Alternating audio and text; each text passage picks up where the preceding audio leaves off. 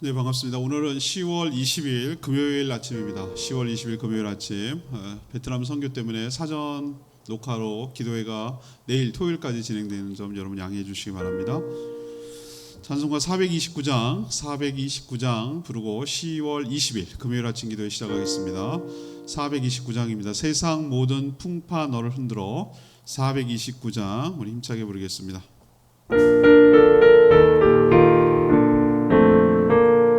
세상 모든 풍파 너를 흔들어 약한 마음 낙심하게 될 때에 내려주신 주의 복을 세어라.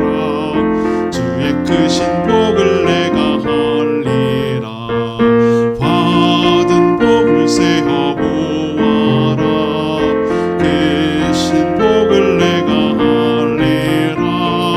받은 복을 세어 보아라. 주의 크신 복을 내가 할리라.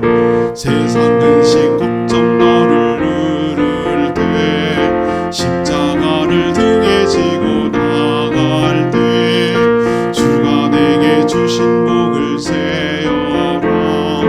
두려움 없이 항상 찬송하리라. 받은 복을 세어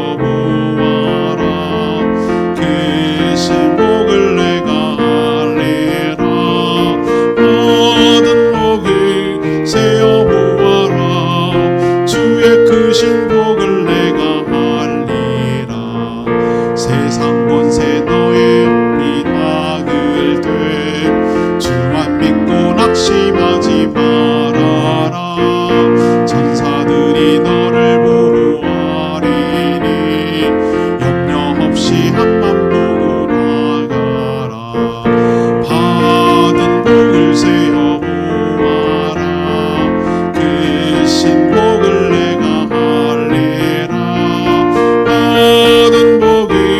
세어 보아라. 주의 크신 복을 내가 할리라. 아멘. 찬양집 523장 약할 때 강함 대신에 523장 찬양하겠습니다. 523장입니다.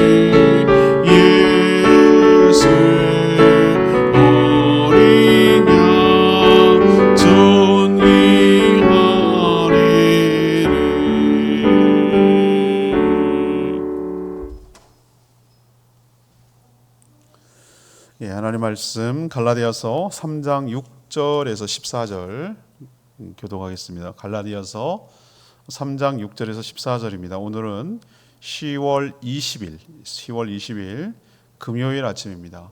10월 20일자 본문 갈라디아서 3장 6절에서 14절 6절까지 여러분 교독하겠습니다.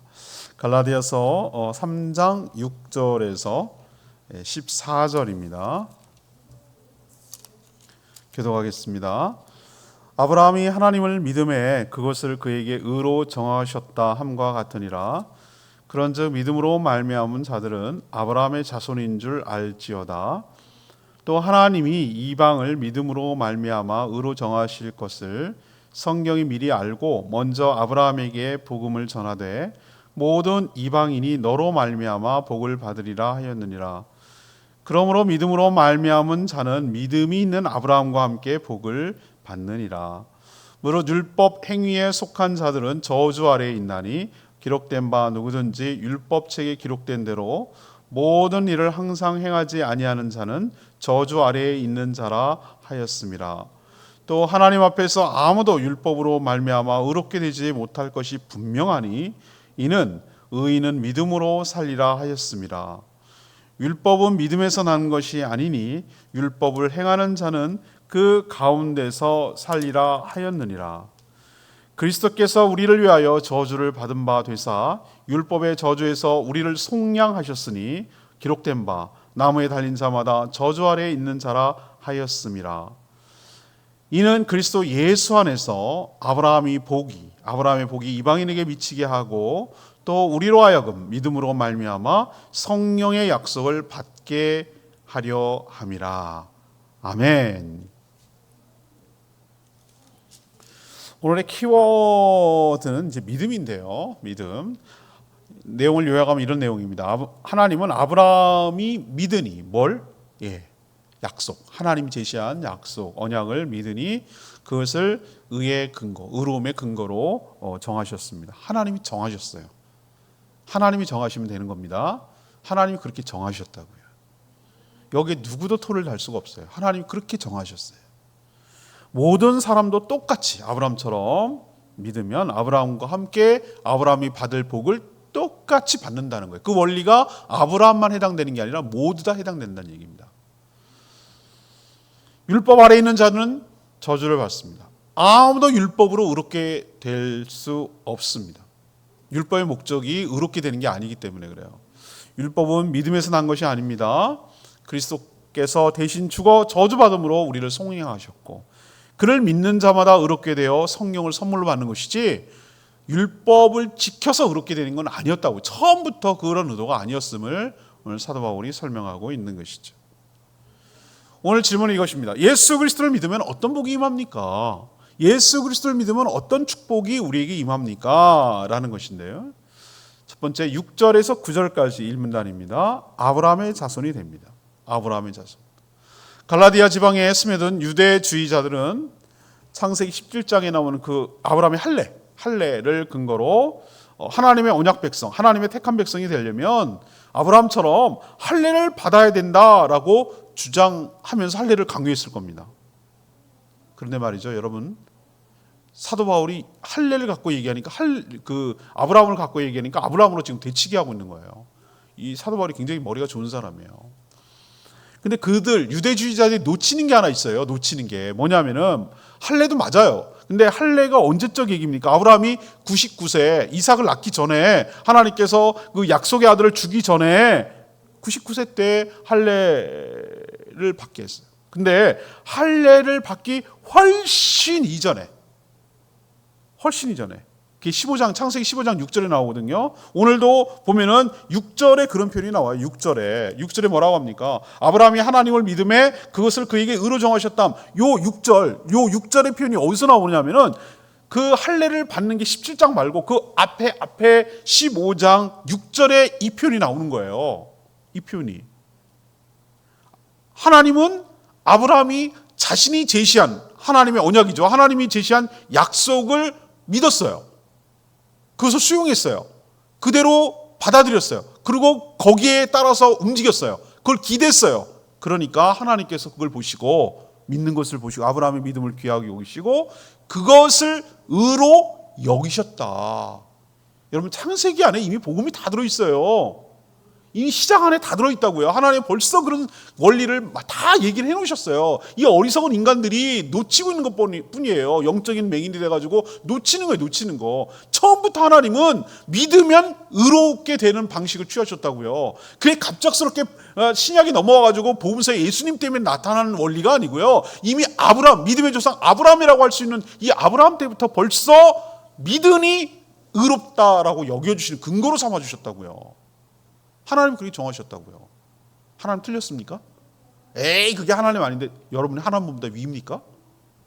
하나님 틀렸습니까? 하나님 그러는 거 아니지. 그건 말이 안 되잖아요. 여러분이 하나님보다 더 위입니까? 하나님이 정하시면 그게 법칙이고 그게 원칙이고 그게 진리고 그게 분명하게 이루어지는 약속이에요.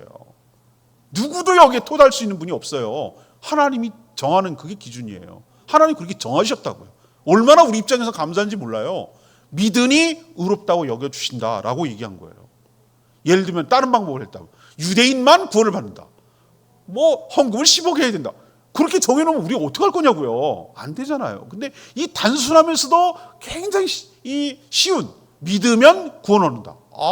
정말 저는 감사해요. 이래서 복음이에요. 이래서 굿뉴스예요. 이래서 기쁜 소식이에요. 여기 어떤 조건도 달지 않았으니까. 믿는 거 여러분 돈 들어요? 믿는 거 막 에너지 들어요? 믿으면 막 믿는 게 굉장히 힘들어요? 막 믿는 게 굉장히 막 무슨 노력을 해야 돼요? 아니잖아요. 믿는 걸 어떻게 보면 굉장히 단순할 수 있지만 그게 진짜로 어려운 게 사실은 믿는 거죠. 어떻게 보면 어떤 측면에서 보면 안 믿어지는데 뭐. 그래서 은혜라고 말하는 거예요. 믿으면 믿음과 그래서 은혜는 같이 가는 거예요. 이 믿는다는 게 은혜로 가능한 것이기 때문에. 그래서 지금 사도 바울이 강조하고 있는 게 뭐냐?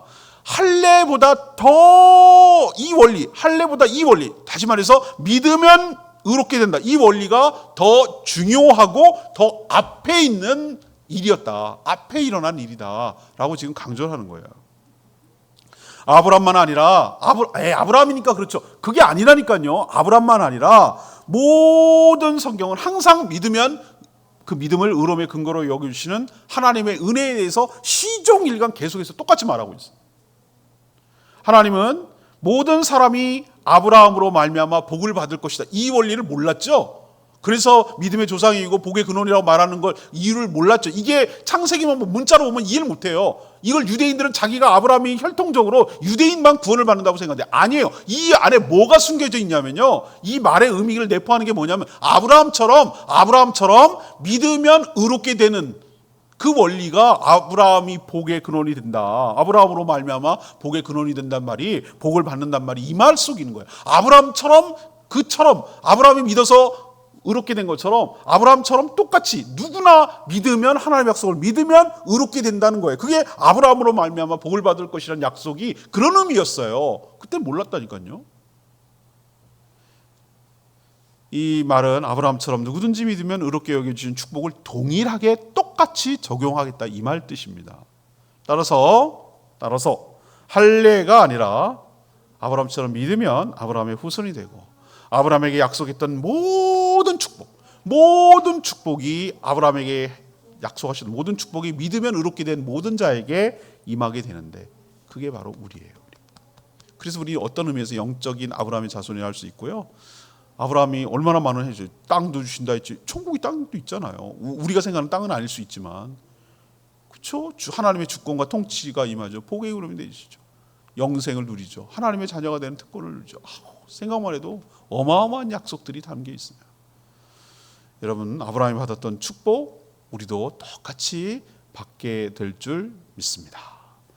두 번째는요. 어떤 축복이 있는가? 10절 12절까지 말씀인데 율법의 저주에서 해방되는 축복이 있어요. 율법의 저주에서 해방되는. 율법은 사람을 살리는 것이 아니라 오히려 죄가 무엇인지를 드러내고 정죄하고 죽입니다. 그래서 율법에 속한 자들은 저주 아래 있다라고 말하는 것이에요. 단 한 가지를 어기면 율법 전부를 어긴 꼴이 되는 것이죠. 그렇잖아요. 여러분 율법의 조항들이 600몇 개라고 뭐 하는데 해야 될 것, 하지 말아야 될 것, 뭐 엄청나게 규정을 막 세분화해서 만들어놨는데 딱 한 가지만 어기보세요. 율법의 여러 조항 중에 하나만 하면 그게 율법을 어긴 거예요. 율법이 요것만 어겼는데 그게 안 된다니까. 그냥 율법 아래 담겨져 있는 거잖아요. 그게 이거 어기면 다 어기는 거예요. 예를 들어 볼까요? 탐심이라는 마음의 상태도 죄로 여긴잖아요. 그거 구약 얘기, 신약 얘기라고요? 아니요. 십계명 중에 10번째 계명이 제가 뭐라고 했어요? 이웃의 집을 탐내지 말라. 탐낸다는 건 행위가 아니에요, 여러분. 마음의 상태예요, 마음의. 욕심이란 게 보입니까? 마음의 상태가 행위로 나타나나요? 아니잖아요. 훔치기 전에 탐심. 도둑질은 따로 있어요, 이미. 탐심. 이건 마음의 정죄잖아요. 이렇게 따지면은 어디 누가 감히 나는 괜찮아요, 깨끗해요, 이렇게 율법적으로 완벽해요, 이럴 사람이 어디 있냐고요. 말도 안 돼. 말이 처음부터 안 되는 건데 이거 안 되는 거를 자꾸 주장하려고 하니 유대인들이 참 어리석은 거예요. 어저께도 말씀드린 것처럼 어리석도 다예요. 어리석도 안 되는 건데, 이걸로 의롭다 되는 게 안 되는 건데 자꾸 이걸 갖고 주장하려고 하니 어리석다고 말하는 것이죠. 그래서 율법으로 의롭다함을 얻을 사람이 한 명도 없어요. 하나님이 더 잘하세요. 그래서 하나님의 솔루션, 하나님의 해결책은 뭐냐 하면은 아무런 죄가 없는 자신의 아들 예수 그리스도를 저주의 상징이라고 할 수 있는 십자가에 매달라서 죽게 하셨어요. 이게 하나님의 해결책이에요.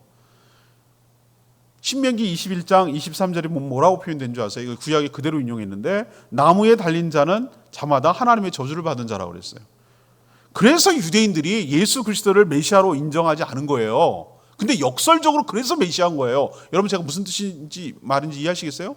유대인들은 어떻게 나무에 달린 어떤 이유든지 간에 나무에 달려 죽은 자는 하나님의 저주를 받은 자인데, 유대인들은 뭐라고 했어요? 아니, 어떻게 메시아가 하나님의 저주를 받을 수 있냐? 어떻게 하나님이 우리를 구원하시기 위해서 오신 그분이, 메시아가 율법으로 치면은 나무에 달렸는데, 십자가 나무잖아요. 나무에 달려 죽었는데 어떻게 그 사람이 메시아일 수 있나? 도저히 메시아가 될 수 없다라고 했는데, 그게 역설이에요. 그게 역설. 뭐냐면은 나무에 달려, 맞아요, 저주받았어요. 누구 저주? 우리가 받아야 될 저주. 우리가 받아야 될 저주를 대속의 죽음으로 대신 죽으신 거예요. 아니면 우리가 다 받아야 되는 거예요. 그래서 복음이라고 말하는, 그러니까 메시아예요. 메시아는 군림하는 게 아니라 구원하는 방식이 우리랑 생각했던 거랑 전혀, 유대인들이 생각했던 거랑 전혀 달랐어요. 핀트가 안 맞은 거예요. 유대인들은 그냥 자기들을 갖다가 정치적인 로마를 물리치고 자기가 다윗왕처럼 그런 게 구원이라고 생각했어요. 아니요, 하나님은 근원적인 문제, 죄를 건드렸어요. 죄가 해결돼야 우리가 모든 죄와 사망과 사단의 권세로부터 해방될 수 있다는 걸 알았기 때문에, 그 저주의 상징이 십자가, 나무에다가 달아매서, 죄 없는 그를 달아매서 우리의 죄값을 그에게 다 쏟아냈어요. 그래서 예수님의 마지막 말이 뭡니까? 다 이루었다, 다 갚았다, 끝났다. 이제는 더 이상 뭔가 우리가 인간이 해야 될 일은 없다, 완성됐다, 끝났다, 율법의 모든 요구를 만족시켰다, 이런 의미예요. 이 방법이 하나님의 해결책이에요. 저주받은 거 맞아요. 그래서 대신 우리 받았기 때문에 우리가 저주 안 받는 거예요. 맞아요. 근데 이걸 깨닫지 못한단 말이에요. 우리는 이제 알겠는데. 그래서 유대인들은 메시아를 예수로, 나무 달린 저주받은 예수를 메시아로 믿지 않는데, 역설적으로 우리는 거꾸로 그래서 믿는 거예요. 예수 그리스도의 십자가의 죽음은 우리를 율법의 저주에서 해방시키기 위한 대속의 죽음이었기 때문에 더 분명해요. 더 복음이 분명하고 그의 죽음이 더 분명해진 의미가 있는 거예요. 예수 그리스도를 믿으면 바로 이 율법의 저주에서 해방되어서 그 누구도 그 무엇으로도 정죄할 수 없게 될 줄로 믿습니다. 할렐루야, 할렐루야입니다. 할렐루야. 얼마나 기뻐요. 얼마나 기쁘냐고. 여러분, 참 이런 복음을 들을 때마다 여러분 참 감사하지 않으세요? 저는 이 복음을 들을 때마다 참 감사하다, 참 감사하다, 참 우리를 흥분하게 만들어요. 이 복음이라는 게 정말 우리를 가슴 뛰게 만들어요. 얼마나 감사해요, 여러분들. 우리가 받아야 될 벌을 대신 받아서 안 받아도 된다고 하니 얼마나 감사해요.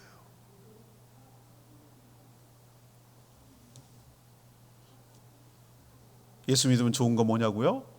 율법의 모든 저주, 정죄, 형벌에서 해방되어서 자유롭게 될 줄 믿습니다.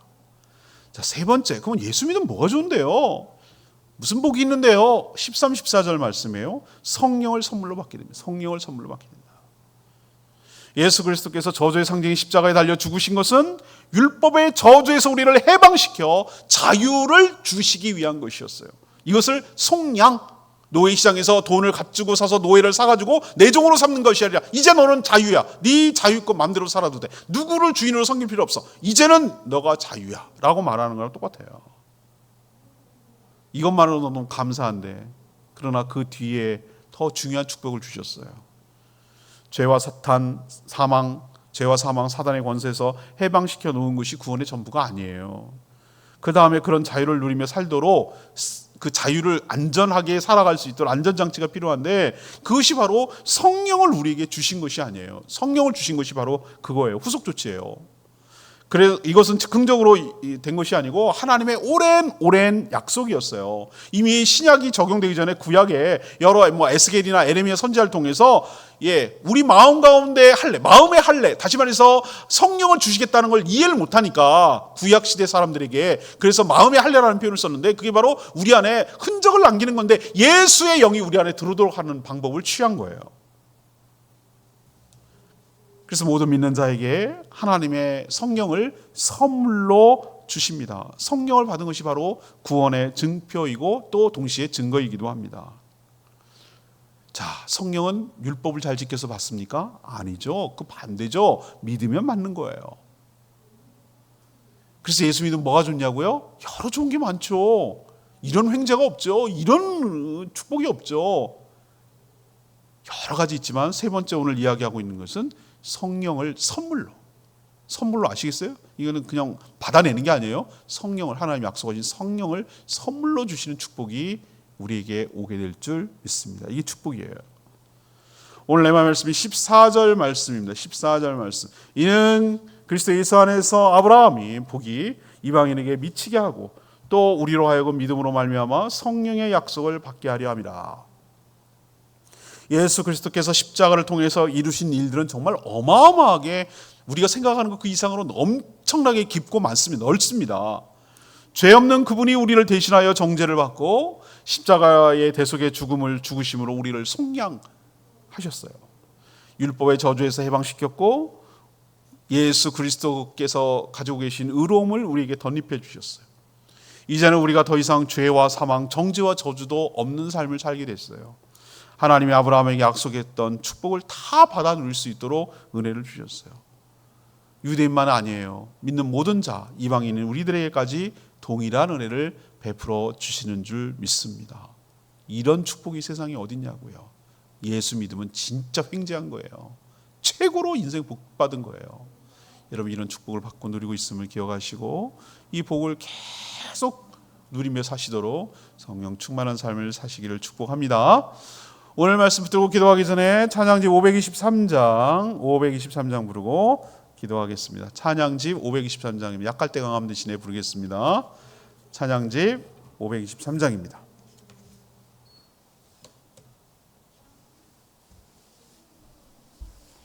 찬양집 523장 약할대 강함 대신에 찬양합니다.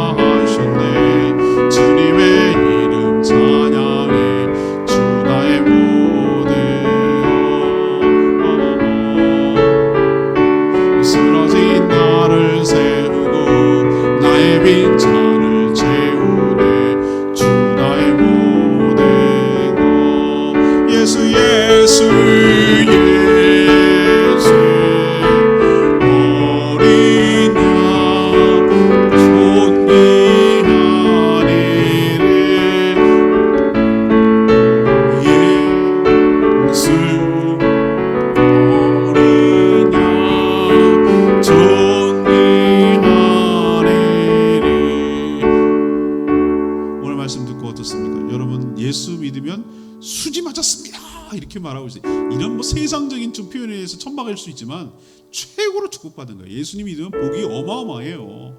죄와 사망에서 우리가 해방되고 성령으로 우리가 선물을 받는단 말입니다. 아브라함에게 약속했던 모든 축복을 다 받아 누린단 말입니다. 어마어마합니다. 어마어마해요. 하나님의 축복을 주신 여러분 얼마나 감사한지 모르고 하나님께 평생 동안으로 감사하며 그 은혜에 보답하며 주님의 기쁨으로 살아가는 저희들 되게 달라고 주여 외치며 기도하겠습니다. 주여 하나님 십자가 전파하셨네 주님의 이름 찬양해 주 나의 모든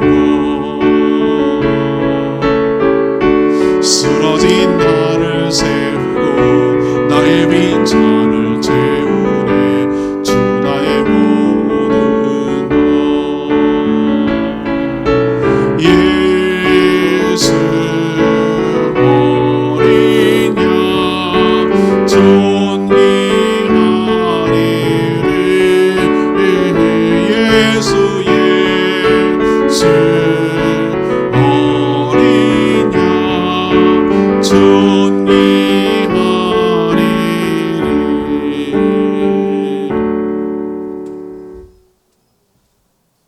기도합니다. 하나님, 저희도 예수 그리스도를 믿습니다. 그래서 구원을 받았습니다. 예수 그리스도를 믿어 하나님의 엄청난 축복을 누립니다. 아브라함의 자손이 되었습니다. 감히 우리 같은 이방인이 그럴 자격이 없지만 믿음으로 얻게 되는 원리를 똑같이 적용시켜 주셔서 우리도 하나님의 자녀가 되었습니다. 율법의 정죄와 저주에서 해방되었습니다. 이제는 누구도 참소하거나 고발할 수 없으며 정죄할 수 없음을 믿습니다. 우리에게 약속하신 성령을 선물로 주셨습니다. 그래서 하나님의 자녀답게 살아가도록 은혜를 부어 주셨습니다. 평생 동안 이 은혜를 받았으니 감사하며 살게 하시고 은혜에 보답하며 살게 하시고 은혜 받은 자답게 살아갈 수 있도록 복 내려 주시옵소서. 오늘도 간구하는 기도 주님 들어주시고 주님과 동행하는 복된 하루 되게 하시며 이렇게 복을 받았으니 주님의 기쁨이 되도록 주님 원하시는 대로 살아가는 저희들 되게 하여 주시옵소서. 주님께 모든 것 맡기옵고 예수 그리스도의 이름으로 축복하며 기도합니다. 아멘. 오늘 하루도 주님의 은혜 가운데 살아가는 복된 하루 되기를 축복합니다. 오늘 있을 떡볶이 어린이 떡볶이 전도 그리고 또 저녁에마다 모이는 주간 목장 모임 꼭 참여해 주시기 바라고요. 내일 토요일 날은 어린이 대회가 있습니다. 그래서 내일 아침에는 그 녹화는 하겠습니다만 아침에 있을 분이 거의 없을 것 같긴 합니다. 그래서 제가 단톡방에다가 녹화된 것을 올려놓도록 할 테니까 여러분 그래도 계속 경건에 힘쓰시기 바라고 또 내일 오셔서 토요일 날 오셔가지고 또 주일 준비하는데 협력해 주시면 고맙겠습니다. 다 이렇게 어렵고 힘들 때 서로 도와가면서 잘 감당했으면 좋겠어요. 예, 충분히 기도하고 오늘 하루 시작하겠습니다. 예, 음악 틀어드릴 테니까 충분히 기도하기 바랍니다. 기도합니다.